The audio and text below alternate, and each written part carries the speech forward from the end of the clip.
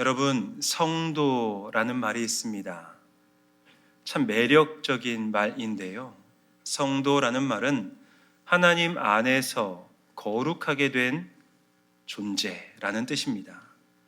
하나님 안에서 거룩하게 된 사람, 그리고 하나님을 주님으로 고백하는 사람을 성도라고 합니다.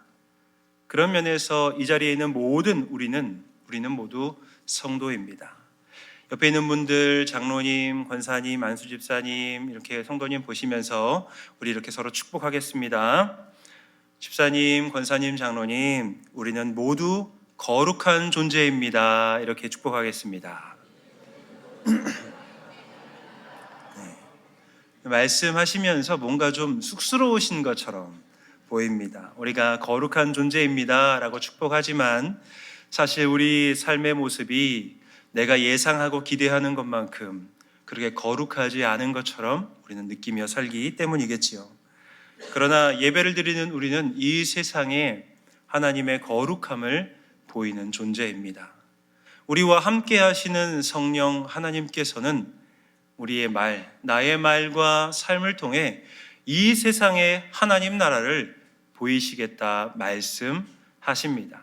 그러하기에 우리는 성령님 안에서, 하나님 안에서 우리가 이미 거룩한 존재임을 믿어야 합니다. 우리는 세상에 살고 있지만 신분이 변한 사람입니다. 세상에 매여 사는 사람이 아니라 이제는 하나님 나라의 백성이 되어서 이 땅 가운데 하나님 나라를 보이는 사람이 된 것입니다. 하나님께서는요, 성도와 동행하십니다. 우리와 함께 하시는 성령 하나님이 나를 통해서 이 땅에 하나님 나라를 보이시겠다, 하나님을 보이시겠다 말씀하셨습니다. 그런 측면에서 우리 모두는요, 하나님 나라의 대표 선수입니다. 제가 뭐라고 말씀드렸습니까? 나는 하나님 나라의 대표 선수입니다. 한번 따라해 볼까요? 나는 하나님 나라의 대표 선수입니다. 그래서 예수님께서는 이런 우리를 세상에 보이길 원하십니다. 마태복음 5장 14절 말씀인데요. 함께 읽도록 하겠습니다. 너희는 세상의 빛이라. 산 위에 있는 동네가 숨겨지지 못할 것이요. 이런 성도들이 모이는 공동체, 하나님이 세상에 보이려고 하는 공동체는 어떤 곳일까요? 교회입니다. 교회는 하나님의 백성이 모이는 곳이고, 그러한 교회는 많은 사람들이, 다양한 사람들이 모이는 연합 공동체라고 할 수 있습니다. 예수님께서 선포하실 때에 너희는 세상의 빛이다 라고 말씀하셨습니다. 예수님께서 선포하시는 너희, 이 너희가 어떤 사람인가? 예수님이 말씀을 전하시는 대상을 살펴보면 되는데요, 그 사람들이 크게 세 부류로 나눌 수 있습니다. 먼저는 세리와 죄인이라 불러지는 사람들입니다. 고아와 과부라고도 불려지는 약한 사람들, 때로는 소외된 사람이라고 할 수 있는 자들이죠. 사람들로부터 손가락질 받는, 그리고 배제당하는 사람이라고 할 수 있습니다. 이런 사람들의 예수님 주변에 말씀을 듣고 있습니다. 또 다른 사람이라고 하면 일반적인 우리와 같은 사람이라고 할 것입니다. 소외되지는 않지만 우리가 일을 하면서 일상적인 삶을 살고 있는 사람들, 예수님 주변에 있던 사람들 가운데 업으로 일을 하는 사람들도 있었고요, 또 농사를 짓는 사람들도 있었습니다. 그 외에 여러 가지 일을 하면서 자기 삶을 영위하며 살고 있는 일반적인 사람들도 너희 중에 한 부류입니다. 또 어떤 부류가 있나 하면 바리새인, 율법사, 서기관 같은 당시 엘리트라고 할 수 있는 사람들도 예수님 주변에 함께 모여 있습니다. 예수님께서는 이 사람들에게 지금 말씀하고 계시는 거죠. 이렇게 말씀하십니다. 다시 한번 마태복음 5장 14절 말씀 읽어보겠습니다. 너희는 세상의 빛이다 라고 말씀하십니다. 많은 사람들이 모여있는 예수님 주변을 한번 생각해 보십시오. 예수님 주변에 모여있는 사람들, 각기 부류의 사람들이었습니다. 소외된 사람도 있고, 일반적으로 살고 있는 사람도 있고, 자기를 엘리트라고 생각하는 사람들도 있었습니다. 예수님이 가시는 공동체, 예수님이 가시는 곳마다 모이는 사람들이 이렇게 다양한 성향, 다양한 성품의 사람들이 모여있게 되는 것이죠. 우리는 이곳에서 놀라운 모습을 보게 됩니다. 예수님 주변에 너무나도 다양한 사람들이 함께하고 있다는 사실을 우리는 주목해야 하는 것이죠. 예수님 주변, 예수님 한 걸음 우리가 더 들어가서 예수님과 함께 동거동락하던 제자들을 한번 생각해 보십시오. 예수님의 제자들 가운데는요, 성격이 아주 불같이 급한 사람도 있었습니다. 예수님의 제자 가운데는 성격이 불같이 급하지 않지만 좀 느긋하고 좀 유연한 사람도 있었습니다. 예수님 제자들 가운데는 정치적으로 극단적인 성격을 가지고 있는 성향을 보이는 사람도 있었고요. 어떤 사람은 정치적인 성향이 그렇게 열정적이진 않지만 유순한 그런 정치적 성향을 가지고 있는 사람도 있었습니다. 이런 사람들이 예수님과 함께 밥을 먹고 함께 예수님과 다니면서 동역 사역을 하고 있습니다. 그리고 함께 잠을 잡니다. 그 모습을 한번 우리가 생각해 본다면 여러 가지 좀 재밌을 만한 일도 있습니다. 밥을 먹는 장면을 한번 생각해 보십시오, 여러분. 예수님 제자 가운데 이제 밥 먹는 시간이야 라고 생각을 하면 성격이 급한 사람들은 빨리 이거 준비하라고 막 이야기를 할 것입니다. 그런데요, 반면에 이쪽에 있는 성격이 유하고 좀 느긋한 사람은 아니 뭐 밥 먹을 준비를 그렇게 급하게 하냐고 좀 천천히 하자고 말을 할 수도 있을 것입니다. 밥 먹을 준비할 때부터 사람들 사이에 의견 충돌이 일어납니다. 그리고 서로 저 사람은 왜 저렇게 느긋하지? 아니 저 사람은 왜 저렇게 조급하지? 하는 일들이 벌어지고 있는 그런 모습들. 예수님이 또 사역을 하자고 사람들에게 가자고 하면 빨리 가자고 해서 예수님보다 먼저 앞서서 막 걸어가는 사람이 있을 것이고 예수님 뒤에서 따라가는 사람들도 있었을 것입니다. 앞서가는 사람들은 왜 뒤에서 저렇게 천천히 오냐고 말을 하였을 것이고요. 뒤에서 가는 사람들은 왜 예수님보다 앞서가냐고 이렇게 얘기하고 서로가 서로에게 수군거리며 할 수도 있었을 것입니다. 중요한 것은요, 예수님 주변에는 성향이 극과 극인 사람이 함께 있었다는 겁니다. 성향이 다른 사람들, 성격이 급하고 조급한 사람들과 여유 있는 사람들이 함께 모이는 곳이 예수 공동체였다는 것입니다. 이러한 사실을 우리에게 한번 적용해 볼까요? 여러분 주변에 있는 사람들 어떤 분들이 많으십니까? 혹시라도 나하고 성향이 비슷한 사람들만 남아 계시지는 않으십니까? 나하고 성격이 맞지 않는 사람들은 너는 좀 내 인생에서는 빠져줘야겠어 라고 하면서 선을 긋거나 경계를 긋는 모습으로 우리가 살지는 않았는지 한번 돌아볼 필요가 있다는 겁니다.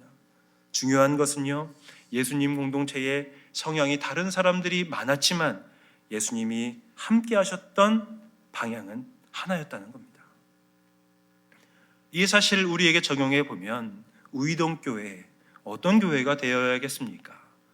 예수님 공동체처럼 다양한 성향의 사람들이 함께 올 수 있는 교회가 우이동교회가 되어야 할 것입니다. 성격이 좀 급하신 분도 계실 것이고 성격이 좀 여유 있는 분이 함께 할 수 있는 곳이 우이동교회가 될 수 있어야 되겠지요. 그래서 식사 준비를 하거나 함께 사역을 하다 보면 저 사람은 왜 저렇게 느긋하노? 저 사람은 왜 저렇게 급하나? 라고 생각하면서 티격태격할 수도 있겠지만 그런 사람들이 함께 모이는 곳이 바로 교회입니다. 성향이 다르고 성격도 다르고 추구하는 방향이 다를 수 있지만 아닙니다. 추구하는 방향은 하나여야 합니다. 바로 하나님 나라여야 하는 것이죠. 아무쪼록 바라는 것은 우이동교회에 더 많은 분들이 성향도 다르고 성격도 다르지만 함께 모여 예배하는 공동체 되기를 주님의 이름으로 간절히 기원드립니다. 하지만 우리가 성격은 다르고 성향은 다를지 몰라도 하나님 나라를 이루고자 하는 그 비전을 마음에 품고 함께 하나님 나라를 이루어 가시는 모든 교우분들 되시기를 성부와 성자와 성령의 이름으로 간절히 기원드립니다.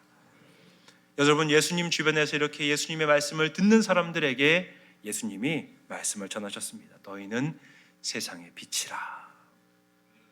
이 말씀을 듣는 사람들, 그 사람들 마음에 어떤 영적 자극이 오고 있겠습니까? 각 부류에 따라 생각해 보시죠. 일반적으로 살고 있는 사람, 일상을 살고 있는 사람들에게 너희는 세상의 빛이다 라는 말씀이 들려집니다. 이 말씀을요, 좀 원어적인 그 색깔을 조금 더 가미해서 제가 읽어드리면 이렇게 바꿀 수 있습니다. 오 세상의 빛이여. 세상의 빛이 되라 이런 것이 아니고요. 이미 너는 세상의 빛이다. 여기 있는 사람들은 세상의 빛이다라고 예수님이 선언하고 있는 겁니다. 조금 더 쑥스러우실 수 있지만 한번 해보려고 합니다. 좌우를 보시면서 우리 이렇게 옆에 있는 분에게 찬사를 보내는 겁니다. 오 세상의 빛이여, 이렇게요. 우리가 하면서도 뭔가 좀 속이 오글거리는 그런 말인데요. 예수님이 이 말씀을 지금 예수님 앞에 있는 사람들에게 선언하시는 겁니다. 오 세상의 빛이여. 이 말씀을 듣고 있는 사람들이 예수님의 말씀을 들으면서 어떤 마음의 감정과 생각을 가지겠습니까? 일반적인 사람들, 그 사람들은 이 말이 크게 와닿지 않을 수도 있습니다. 왜냐하면 이들은 바쁘기 때문입니다. 예수님, 저한테 그런 말 하셔도 제가 잘 그 말씀을 감당할 수가 없을 것 같습니다. 저 지금 해야 될 일이 굉장히 많습니다. 하루하루 먹고 사는 일 때문에 그 일을 하는 것만으로도 저는 바쁩니다. 제가 빛으로 뭔가를 하려고 하니 그걸 할 겨를도 없고 그럴 만한 여력도 없습니다. 제 삶에 다가온 문제 하나 해결하는 것만으로도 저는 벅차기 때문에 감히 빛이라는 말 저 감당할 수 없습니다 라고 말할지도 모르겠습니다. 자기를 엘리트라고 생각하고 있는 사람들, 나는 이미 율법 그걸 충분히 지키고 있어서 하나님 앞에서 의로운 자라고 칭함을 받고 있습니다 라고 생각하는 사람들은요, 오 세상의 빛이요, 당연한 말입니다 라고 생각할지도 모르겠습니다. 그거 당연한 거 아닙니까? 예수님, 저는 여기 있는 다른 사람들하고는 다릅니다. 저는 이미 구별된 삶을 살고 있습니다. 율법 완벽하게 지키고 있고요, 제가 하나님께 드리는 헌금 어마어마하게 많이 드립니다. 저는 이미 이 세상에 특별한 존재로 살고 있습니다 라고 생각하면서 예수님의 말을 튕겨내고 있을지도 모르겠습니다. 반면에 세리와 죄인이라고 일컬어졌던 사람들, 그리고 고아와 과부로 살고 있는 사람들에게 오 세상의 빛이여라는 말은 너무 낯설지도 모르겠습니다.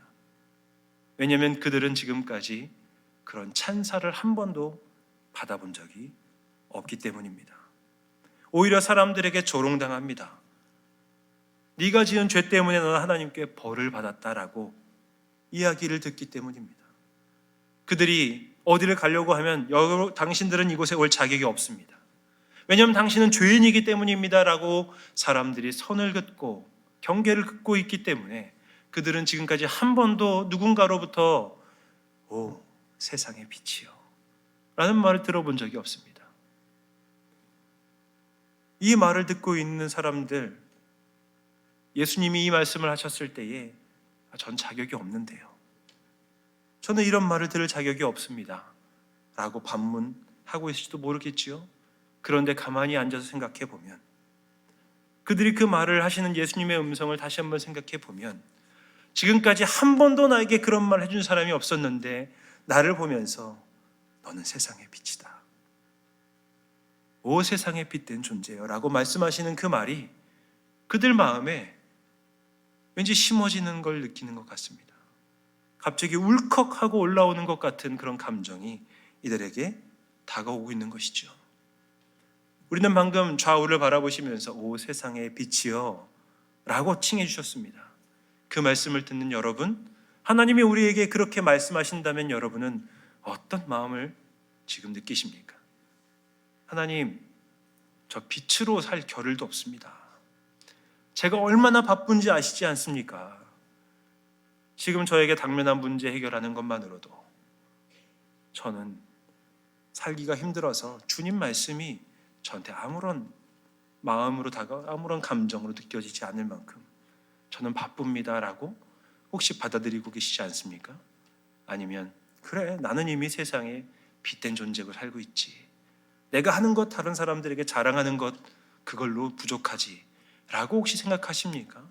아니면 내가 그런 세상에 빛된 존재라고 하나님이 나에게 그렇게 말씀하시는 이야기를 내가 들을 만한 사람인가? 라고 하는 생각이 드십니까? 예수님의 이 말씀을 듣고 주님께 나아가는 사람들이 있습니다. 예수님께 나아가는 사람들이요, 예수님을 만납니다. 예수님과 대화합니다.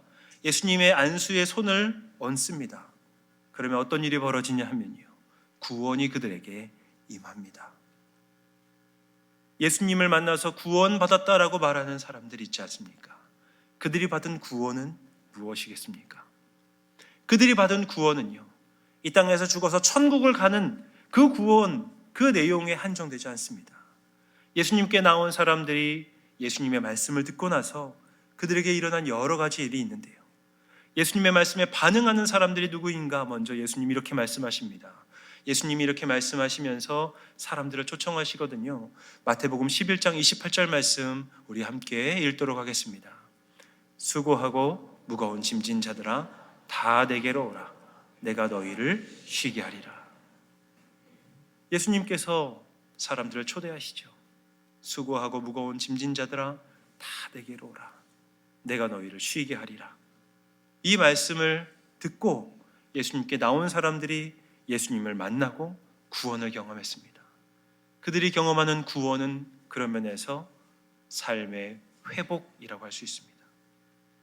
예수님을 만나고 우리가 구원을 받았습니다 라는 말은 예수님을 만나서 복음을 경험하고 복음의 능력을 받고 우리가 삶이 회복되었습니다 라는 말과 같은 말입니다. 왜냐하면 예수님께서 자신의 사역을 이렇게 설명하시거든요. 누가복음 4장 18절 말씀 우리가 함께 읽도록 할 터인데요, 이 말씀에 예수님이 하신 사역의 내용이 담겨 있습니다. 예수님을 만난 사람이 어떤 일을 경험할 수 있는지 우리 함께 누가복음 4장 18절 말씀을 함께 읽도록 하겠습니다. 함께 읽습니다. 주의 성령이 내게 임하셨으니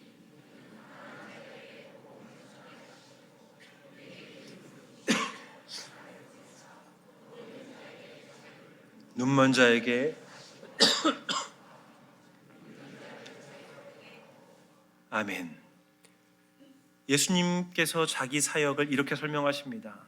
하나님의 성령이 나에게 임하셨고 내가 가난한 자들에게 복음을 전하면 그 복음을 듣고 나오는 사람들에게 이런 일이 있을 것이다 라고 예수님 말씀하십니다. 포로된 자에게는 자유를, 눈먼 자에게는 다시 보게 함을, 그리고 눌린 자는 자유롭게 하는 역사가 나타난다라는 것이죠. 여러분, 무언가에 포로된 사람 보셨습니까? 어떤 가치에 사로잡혀서 그 일을 해야만 된다는 생각에 사로잡혀서 내 삶이 중단되어 버린 사람 말입니다. 누군가의 말 한마디에 상처받아서 그 말이 내 삶의 트라우마가 되어 더 이상 누군가를 만나는 것을 두려워하거나 아니면 내가 어디에 나가서 사람들을 만나고 이야기하고 어떤 일을 하는 것을 다 문을 닫아버린 사람들 보신 적 있으실지도 모르겠습니다. 눈이 먼 사람들이 있습니다. 분명히 눈은 뜨고 있는데 보지 못하는 사람들 말입니다. 내가 당장 해야 될 일, 내가 해결해야 될 문제, 그리고 내가 무엇인가 하고 싶은 원하는 것을 이루기 위해서 전속력으로 그곳을 바라보며 달리다 보니 내 옆에 있는 사람들을 다 보지 못하는 사람들. 내가 원하는 것은 이루었는데 그것을 이루어서 이제는 내가 무엇인가 가졌다라고 말할 수 있는데 내 주변의 사람이 다 없어져 버려서 이제는 그것을 함께 나눌 수 없는 사람들이 눈먼 사람이라 할 수 있을 것입니다. 다른 사람이 원하는 삶을 사느라고 그것에 눌려서 내 마음과 내 생각과 내 말을 한 번도 해보지 못하고 그것에 질질질질 끌려가는 사람들이 눌려있는 사람이라고 할 수 있겠지요. 그런데 그러한 사람들이 예수님을 만나니 더 이상 문제가 되지 않는다라는 것이죠. 그들이 보지 못했던 것을 예수님을 만나고 난 이후에 보기 시작하게 되었다라는 것입니다. 무너졌던 삶, 중단됐던 삶이 다시 회복되는 일이 예수님을 만났을 때 일어나게 되는 것이죠. 예수님께 나아간 사람들은 그래서 깨어진 관계를 다시 회복합니다. 무너졌던 삶이 다시 회복되는 일들을 경험하게 됩니다. 병으로부터 넘어졌던 삶이 다시 병이 나음으로 인해서 예수님 안에서 회복되는 구원의 역사를 경험하게 되는 것이죠.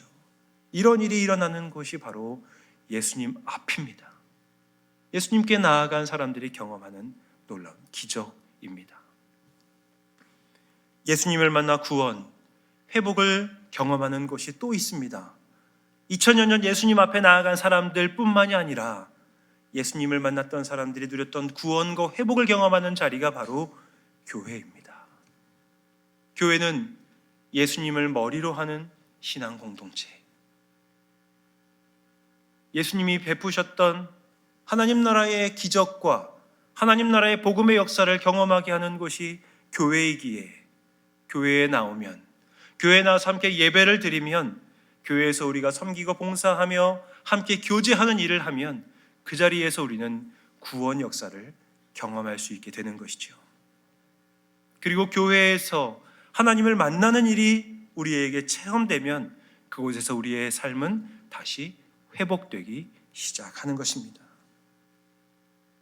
그러므로 교회는 모든 사역을 준비하고 실행함에 있어서 우리가 준비하는 이 사역이 이곳에 온 모든 성도님들에게 하나님 나라를 경험하게 하는지 고민해야 합니다. 우리가 함께 찬양하고 함께 사역하고 예배를 드리는 자리에서 하나님 나라의 구원 역사가 우리 함께 하시는 성도님들에게 경험되고 있는지를 우리는 확인해야 하는 것이죠. 예를 들어 찬양대에서 찬양을 준비하실 때에 찬양대를 준비하러 문을 열고 들어가는 그 순간에 함께 계시는 분들이 서로 환호해주고 서로 환대해주고 서로 악수하고 안아주면서 하나님 나라가 바로 이곳에 있구나라는 사실을 느끼게 하는 일들이 일어나야 한다는 것입니다. 함께 찬양을 함께 올려드릴 때에 이 자리에 임하시는 하나님의 임재를 경험하고 하나님의 손길을 우리가 느낄 수 있다면 이 자리에서 예배드리는 이 예배당이 하나님 나라를 경험하는 놀라운 기적의 자리가 되는 것이죠. 그런 면에서 교회는 좋은 곳입니다. 교회는 마음이 상한 자들이, 포로에 눌린 자들이 와서 하나님의 사랑과 은혜와 긍휼과 자비를 경험하는, 복음을 경험하는 자리가 되기 때문입니다. 그래서 예전에는요, 힘들고 어려운 분들이 교회에 많이 오셨습니다. 그런데 이제는 교회에 사람들이 많이 오지 않는 것 같습니다. 왜일까요? 힘들고 어려운 일들이 많이 줄어들었기 때문은 아니겠습니까? 내 삶에 찾아온 문제들을 내 능력으로, 내 힘으로, 그리고 내가 가지고 있는 여러 인맥으로 해결할 수 있기 때문에 굳이 하나님 앞에 나오지 않는 모습은 아니겠습니까? 여러분, 사람들은 스스로 천국을 만들 수 있다고 생각합니다. 그래서 하나님께 나오지 않습니다. 신없는 사회라는 책이 있습니다. 필 주커먼이라는 분이 쓰신 책인데요, 덴마크와 스웨덴이라고 하는 북유럽 나라들을 연구하고 그곳에 있는 사람들이 종교성이 떨어지는 이유를 분석해서 쓴 책이기도 합니다. 이분이 내린 결론은 다음과 같습니다. 종교 없이도, 하나님 없이도 우리는 충분히 좋은 세상을 만들 수 있을 것 같다. 이분이 북유럽 나라들을 연구하고 나서 쓴 내용이고 결론입니다. 하나님 없이도 우리는 이 세상에 충분히 좋은 나라를 만들 수 있을 것 같다라는 것이죠. 그곳에 많은 그리스도인들이 있는데요, 그들이 그곳에서 종교생활하는 것, 신앙생활하는 것은 단지 전통이나 문화 의미는 없는 것처럼 보입니다. 그곳에 있는 내용을 잠시 일부이지만 제가 발췌해서 읽어드리겠습니다.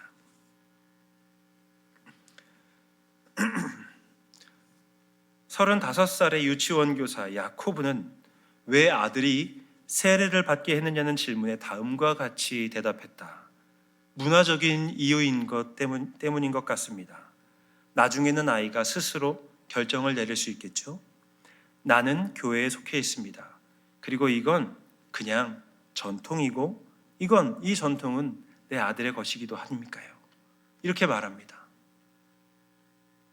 이 사람이 지금 아들에게 세례받게 하는 것은 그냥 문화이고 전통이기 때문이지 이것이 무슨 특별한 의미를 가지고 있지 않습니다라고 교회를 다니고 있는 사람도 말을 합니다.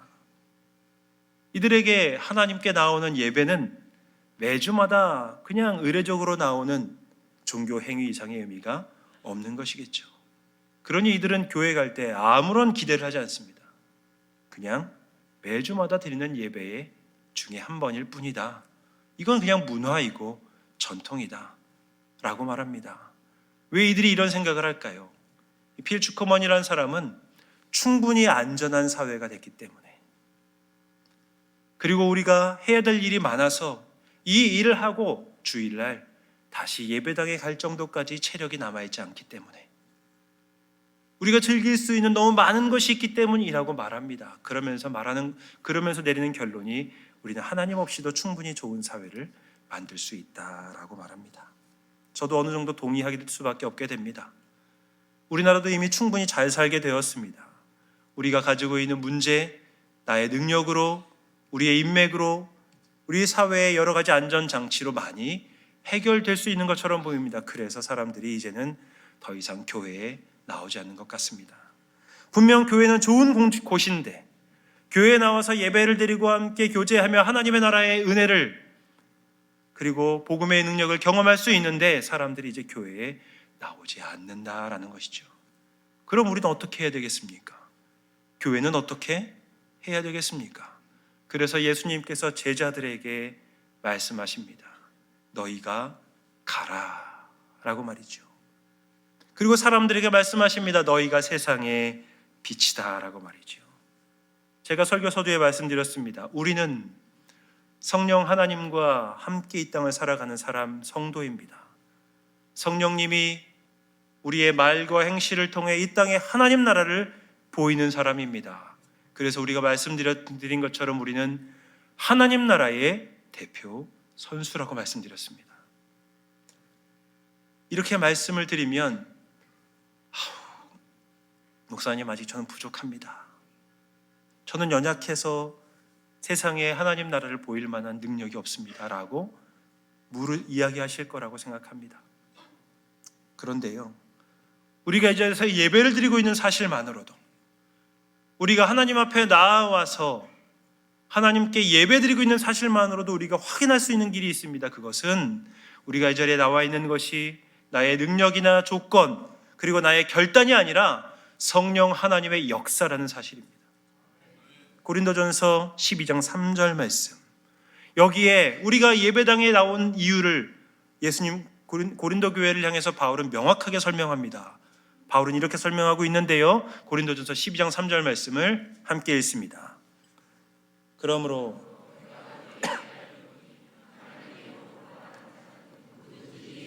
저주할 자라 하지 아니하고 또 성령으로 아니하고는 누구든지 예수를 주시라 할 수 없느니라. 성령이 아니고서는, 성령님이 아니고서는 누구든지 이 자리에 나와 예배 드릴 수 없습니다. 성령님이 아니고서는 우리가 하나님을, 예수님을 주라고 고백할 수 없습니다. 우리가 이 자리에서 예배를 드린다는 사실, 우리가 하나님의 사람으로 이 땅을 살아가고 있다는 사실이 바로 성령님이 나와 함께 하시고 있다는 너무 강력한 증거인 것입니다. 여러분, 좌우를 바라보시면서 이렇게 확신하며 이야기하겠습니다. 성령님이 당신과 함께 하십니다.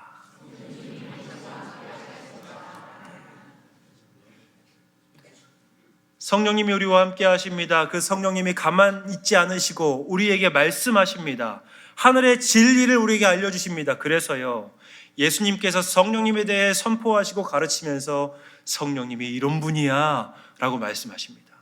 여러분, 성령님이 어떤 분이라고 알고 계십니까? 성령님은 진리의 영이시고요, 우리에게 하나님이 어떤 분이신지를 알려주시는 분입니다. 우리가 해야 할 말과 행동을 깨닫게 하시는 분입니다. 예수님도요, 요한복음 14장 말씀에서 성령님에 대해서 이렇게 설명해 주십니다. 여러분, 이 말씀 잘 기억해 놓으셨다가 성령님이 나와 함께 하시는데 그 성령님이 어떤 분이신지 꼭 기억하시면 좋겠습니다. 요한복음 14장 16절에서 17절 말씀 찾아보시고 함께 읽겠습니다. 함께 읽습니다. 내가 아버지께 구하겠으니 그가 또 다른 보혜사를 너희에게 주사 영원토록 너희와 함께 있게 하리니 그는 진리의 영이라. 세상은 능히 그를 받지 못하나